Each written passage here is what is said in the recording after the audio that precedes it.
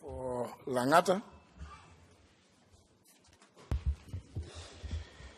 Thank you, Mr. Speaker. I, the undersigned, on behalf of the homeowners of Seefar apartment in Nyayo High Rise, Langata constituency, draw the attention of the House to the following. That Seefar apartment registered under the LR number 209/12108, consisting of developments that comprises 288 residential apartments, is located within Nyayo High Rise Estate along Bagadi Road and was constructed by Enderman Property Limited in 2011. That the said apartment have a total population of 1,000 people, with approximately 60% of the persons working and residing there being women and children. That 40% of homeowners of Seefar apartments acquired mortgages within various financial institutions and are still servicing the said loans. That the said apartments have been earmarked for demolition by the National Environmental Management Authority, NEMA, under the Improvement Notice NEMA/5/4 Volume 2 and the Water Resource Management Authority, WARMA, Order Serial Number 30366.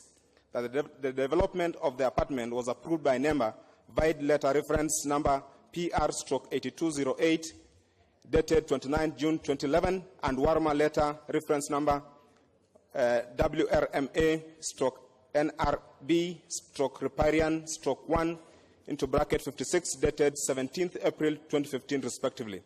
That NEMA and WARMA, contrary to their initial approval, now alleges that Seefar apartment have been constructed on the riparian land, that is the Nairobi Dam, and along the Nairobi Dam and Ngong River. The other two water bodies are man-made, and their management falls squarely within their management.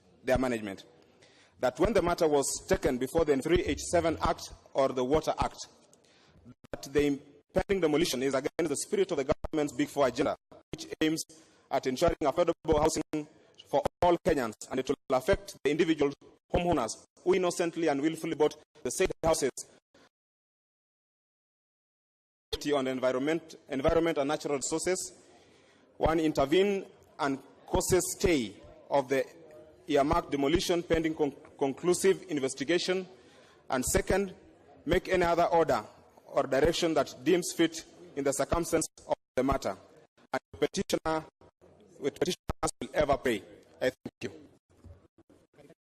Thank you, Mr. Speaker, for this opportunity to comment on the petition by Honorable Nixon Korir, the Member of Parliament for Langata, pertaining the Seefar apartments, Mr. Speaker. Mr. Speaker, I had raised a question over the same, but unfortunately, during that particular time, I got held up in the burial of the late Professor Wanjala. Mr. Speaker, the Jubilee Big Four agenda highlights the importance of housing. Mr. Speaker, I'm aware of Ederman, the Seefar apartments which were developed by Ederman. I have quite a number of people who are the owners who come from my constituency, Mr. Speaker. Some of them, Mr. Speaker, they use their proceeds from their loans, others from the pension, to purchase that particular apartment, Mr. Speaker. Mr. Speaker, when you look at the definition of riparian, this is the interface between the land and the stream, Mr. Speaker. And Mr. Speaker, from the definition of NEMA themselves, riparian is supposed to be within a width of 30 meters. Mr. Speaker, the said apartments, upon evaluation, it was realized that they are actually outside the riparian land, Mr. Speaker. Mr. Speaker, when questions were asked by WARMA and NEMA to be able to know who gave the notice, the CEO themselves, Mr. Speaker, said they don't even know. It was issued by their juniors, Mr. Speaker.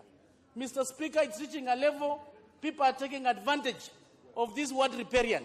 And I think it's the highest time, Mr. Speaker, so that people cannot destroy the property that Kenyans have struggled to put up for the sake of... Very well. So, Mr. Speaker, we are requesting the committee to move with speed. You may be called upon to go and give evidence before the committee. Absolutely. We move... Thank you, Mr. Speaker. I also rise to support the petition by Honorable Korir. Honorable Speaker, when I was listening to the petitioner, around 1,000 households are affected, and 60% are women and children. So I arise, Mr. Speaker, to actually ask one question.